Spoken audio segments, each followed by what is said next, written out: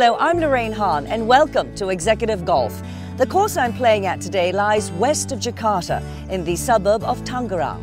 This course is the second of the Damai Indah golf venues called Bumi Serpong Damai, or BSD for short. This is a very challenging layout with 100-meter-long bunkers and numerous water hazards. It was redesigned 6 years ago by the Jack Nicklaus team, a course you will definitely want to play again. My playing partner today is Richard Mao.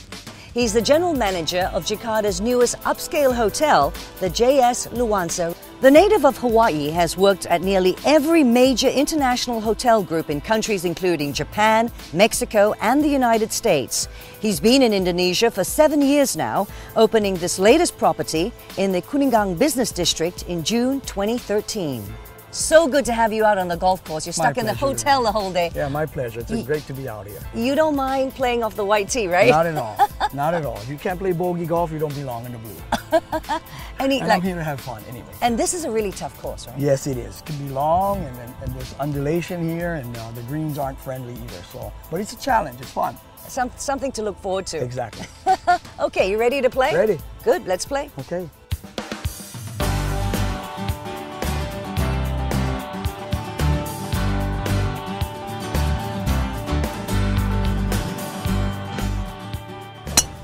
Shot. Beauty. Beautiful. Okay. Nice shot. Nice shot. Not bad.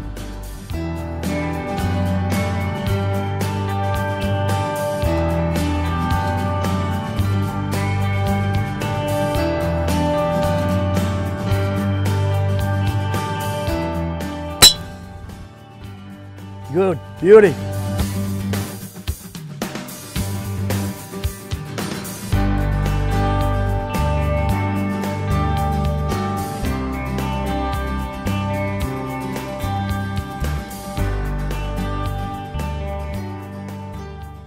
Richard, how did you get hooked on golf? I mean, did you start in Hawaii? Actually, I didn't play golf until I was 40 years old. You know, I was transferred to Guam with actually the Hyatt Hotel Corporation, and you know, Guam is a destination for Japanese tourists, and we had 10 accounts that produce 90% of our business, and they love playing golf. So I actually took the game up there, playing with Japanese travel agents. So you've managed to sort of blend the balance between business and pleasure.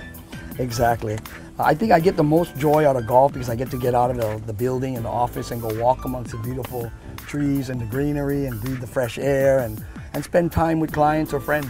How often do you get out? I try and get out every weekend as much as possible. Like, you know, we have some charity tournaments during the weekdays that we might participate in, but it's a weekend thing for me. Yeah, and you sponsored one of the sponsors for the Indonesian Masters, right? Yes, yeah. And we also did the Indo Open, so we're pleased to be part of golf. We get to brand with all of the major companies, and being a new hotel gives us the opportunity to get our name up alongside some of the established brands.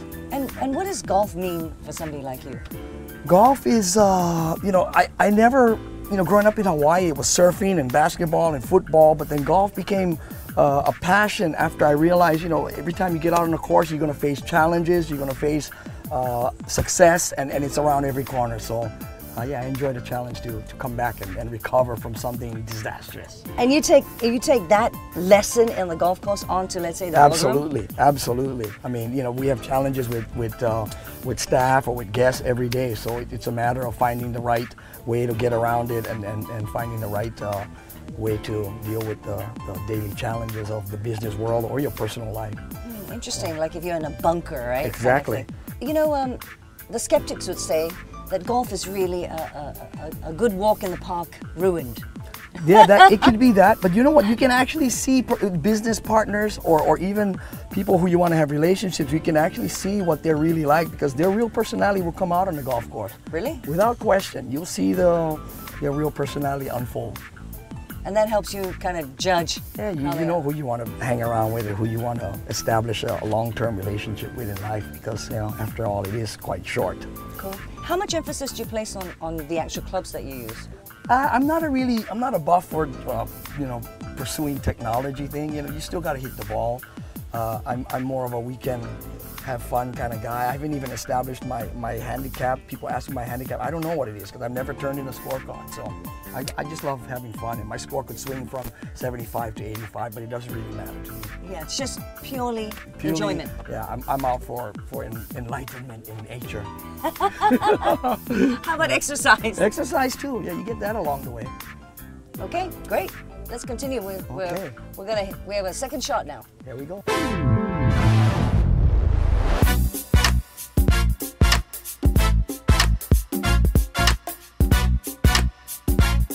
More executive golf with Richard Mao in just a moment.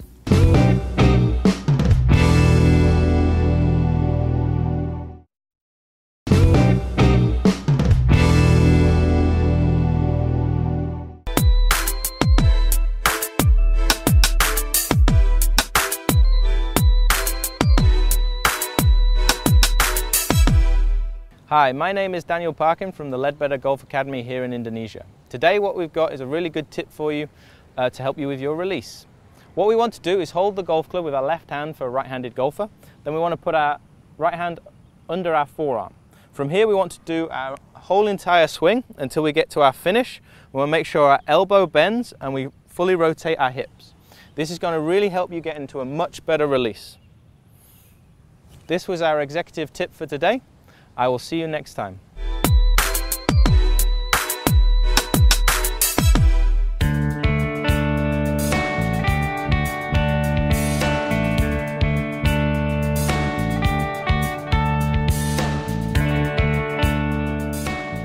This is Executive Golf, and my playing partner today is Richard Mao. He's general manager of Jakarta's newest upscale hotel, JS Luwansa. Richard, you know, when I land in Indonesia, Jakarta in particular, and I look around, it seems to be buildings going up everywhere. I mean, whether they're hotels or offices. Is there a boom time now? Yeah, tremendous economic growth. You know, when I moved out here 7 years ago, I kind of had a feeling that Asia would come around, and you know, with the global financial crisis a few years back, I mean, Indonesia had a small little blip, a little road bump in the highway, and it just continued to accelerate. It's tremendous growth, and I imagine in all business and industry sectors, including the hotels. Right. I mean, that must translate to stiffer competition for people like you. Well, actually, the growth is there as well. So the growing middle class, you know, you have more travelers coming in, and business travelers coming as well. So yeah, it's keeping up with demand's keeping up with the supply. Right. What about labor?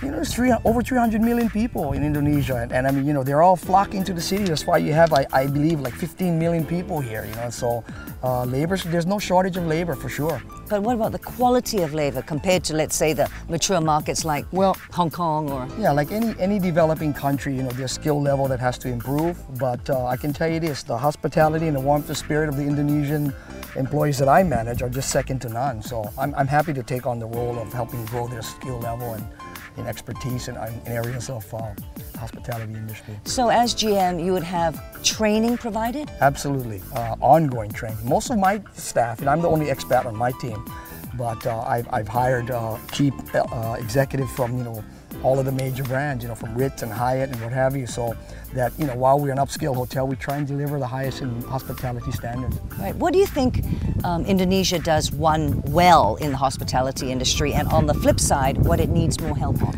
Well, we do, again, the warmth and the spirit, which can't be taught, you know, for welcoming guests, and the willingness to help, the willingness to serve is a key element. The areas of improvement might be, you know, hygiene and skill level, you know, understanding what the Western world wants, you know, in the cycle of development. So, you know, like you said, Singapore, Hong Kong, Japan may have, you know, expediency and, you know, rapid delivery of the service, but sometimes it lacks personality, or it's impersonal, expedient but yet impersonal. So here it's done maybe a little slower, but it's done with genuine care and warmth. What is your corporate philosophy, and how do you apply it to JS Luwansa? Basically, I come from an island community. I come from Hawaii, so I started as a busboy dishwasher in this industry. I started from the bottom. I have just about every job, including housekeeper. So my philosophy is leadership is not about a right or privilege. It's about the people you serve, and that's my employees and my guests. So I do all my employee orientations. That's my opportunity to spend time with them. I also play an active role in their training and guidance, and the key word is nurturing them.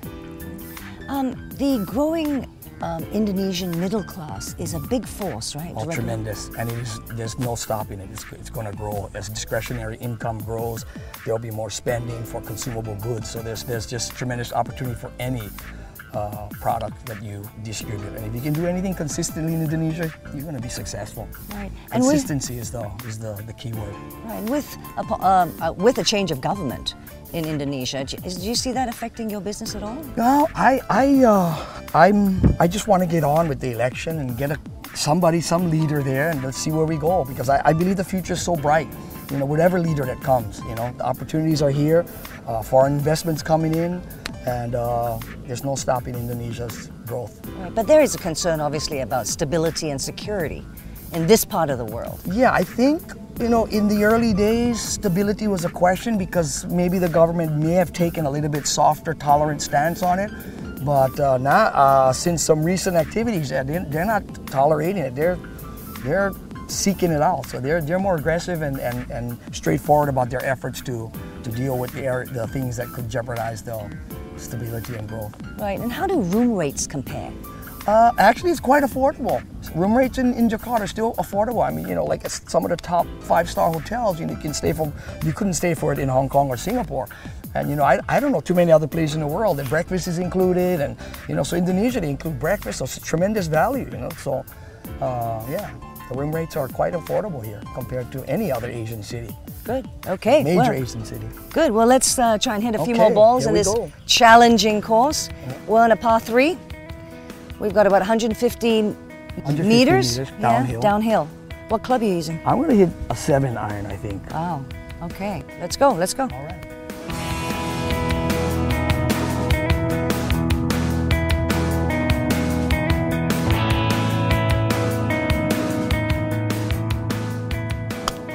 Good shot.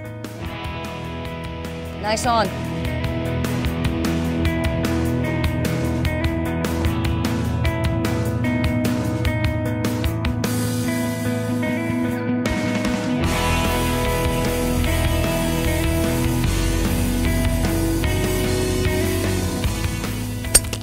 Oh, baby, go! Executive Golf with Richard Mao will return shortly.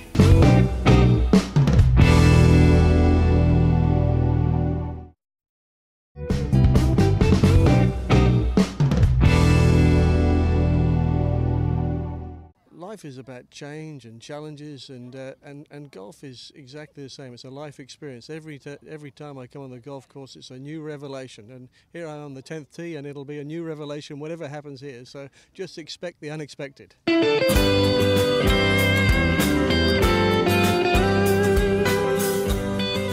Richard, who are your favorite golfers? Well, you know, Bubba Watson is always a favorite. He plays with such emotion, and his second green jacket, you know, really established him as one of the premier players.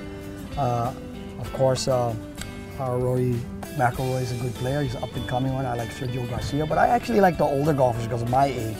You know, I like Seve and I like Payne Stewart, and so yeah, they're in a class. Do you pick up any tips from them when you watch? Actually, not. I'm kind of like a self-taught swinger. I've never taken lessons. I go out for fun. Really? Yeah. So what we're watching now, your whatever handicap you have, yeah, which you don't know, right? Yeah, I actually used to tee the ball up on every shot when I first started playing because I wanted to have a chance to hit every ball well, you know, because I wasn't here to perform for anybody. So that's what I used to do, and then eventually I got hooked on the game and started coming out and playing more frequently. Amazing. So it must have been your sort of eye-hand coordination to allow you to play without having lessons. Pretty much. Wow, amazing. Because before that you were pretty sporty, right? Yeah, trying to do other sports, surfing and. Cool. Okay, let's try out this par 5, right? Okay, very good. Okay.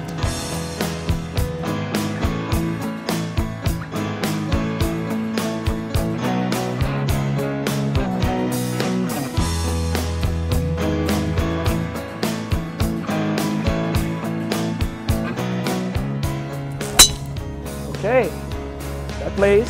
Good one. Went a bit right. In the fairway, little right, but in the fairway.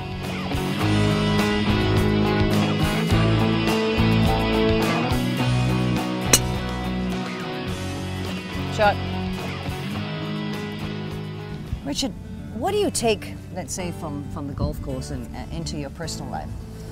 Well, it helps me deal with life's challenges for sure, because despite living here in Asia and all the wonderful things that comes with having our business possibilities be vibrant right now. You know, we're still going to have challenges in day-to-day life, and I find that being on the course and dealing with the frustrations that we have to deal with helps us to overcome some of our challenges in everyday life. Right, because they say you can really tell somebody's personality on the golf course, right? Without question, you know. Sometimes you see a person's personality come out when he hits a good shot, and then he swings back to something else when he has a bad shot. And one of the disappointing things is when you have players who come out and, you know, take advantage of the caddies, or take advantage of, you know, throw clubs at the caddies, or blame caddies for the bad putt. Yeah, you know, and it's actually their fault, you know, but yet you can tell what they'll be like as leaders. You know, they're going to blame somebody else for everything. So, yeah, it's a good read on people, for sure. Because now, I was told that you have a very unique sort of management style. Can you tell me about that? I mean, you're just not the typical GM, right? Yeah, because I started from the ground up, and I come from an island community, I guess one of my main considerations is that the same thing that happened to me in Hawaii happens to maybe the Indonesians here. When I was coming up through the ranks in Hawaii, you know, sorry, but there was no Hawaiian general managers. They were all foreign. I'm not foreigners, but they were from the U.S. You know, and rightfully so. They were more skilled at dealing with the tourists that were coming from Europe or from the U.S. And we had to develop ourselves and gain the skills and the abilities to compete on a global stage. So, you know, while I couldn't have gotten a job back then, by the time I could go back to Hawaii and hold this role, I didn't want to be there because it was I had outgrown the place by then. So now I'm here. So I think there's opportunities for Indonesians to become general managers of hotels. They just have to make the commitment to be willing to change, because I tell you, I had to change quite a bit, you know. I mean, my brothers in Hawaii, they want to hang out in rubber slippers and not wear a suit. I never seen them in suit and tie. So, you know, that's their lifestyle. They're happy doing that. Right, but you need to, I mean, in every business, in every industry, you need a form of encouragement. As we do encourage people on the golf course when they have a bad shot, how important is that to That you? is critical, because confidence and the ability for them to be nurtured is absolutely critical. But it's also having the patience and the determination to be able to get through that process. You know, I have a very simple rule, and this is how I demonstrate to them that I'm here for them rather than here for me. And that is, none of my staff can serve me when I go into the restaurants unless I'm with clients. So I take care of myself. I do my own cooking every day. I cook my own eggs, whatever. I get my own coffee, because I want them to be focused on the guests instead of focused on me. So that's just my way. Wow, interesting. I mean, but in Indonesia, in terms of the culture, and obviously there's a diverse cultures in this one country. Right. Is that hard to deal with? They find it hard to deal with because they're not used to it, because they want to serve me. But I think they're getting used to it now. I think they're the ones who have been with me for a year. They understand what I'm about. When they see the restaurant busy, they want to come and take care of me. And I told them, no, take care of the guests. You know, I can take care of myself. I think they're getting it, and they appreciate it. And I'll tell you what, it might be a long-term process, but it's more sustainable when they learn and grow and understand what the element of service to the guest is, and how important that the guest lies in that alignment of service delivery. Does it frustrate you with so much competition for good people, good labor? Not at all. You know, you train them, Richard, and then they get poached. I did the same thing. You know, every 2 years I moved in my career. So I will never hold anybody back from getting another opportunity. And I think they should. This is their country. They should have every opportunity to earn more, be more, do more for their families, and that's what this is about. You know, it's not only about what we want, you know, as an employer. It's how we can facilitate them. And for somebody who comes and gives me 100%, I will do the same back for them, not only professionally, but as much as I possibly can personally. Because wages aren't that high here, right? Yeah, but it's getting there. We're getting up there. But, you know, wages, the base wage may not be, but service charges is something that is double the wage sometimes. So, yeah, we're getting there. Okay. We're getting there. Good. Okay. We're back on the par 5. What do you think I should approach? There's water, mega water on my left. Yeah, I think you got to stay right. It wraps around to the left, get away from this bunker, play right. Play right. Stay on this right side and lay out. Okay, let's try that. Hit your 3-wood right down this right-hand side. You'll be in good shape. Okay. All right, 3-wood, please. Thank you.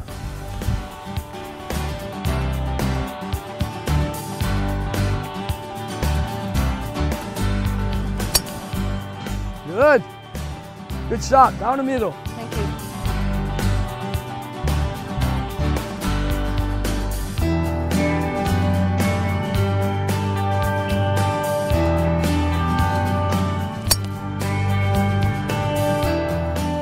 So you're gonna lay up, right? Lay up.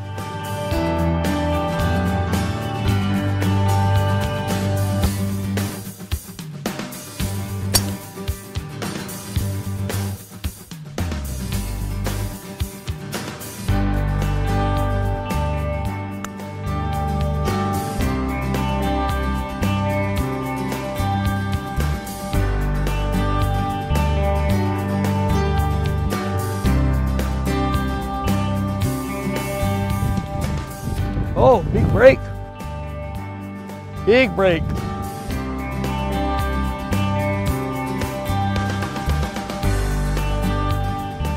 Good putt. Okay. Thank you. Thank you, Richard. Really appreciate the My time. pleasure. Thanks for coming. Thank you. And that does it for this edition of Executive Golf, coming to you from Damai Indah BSD here in West Jakarta. I'm Lorraine Hahn. Keep swinging.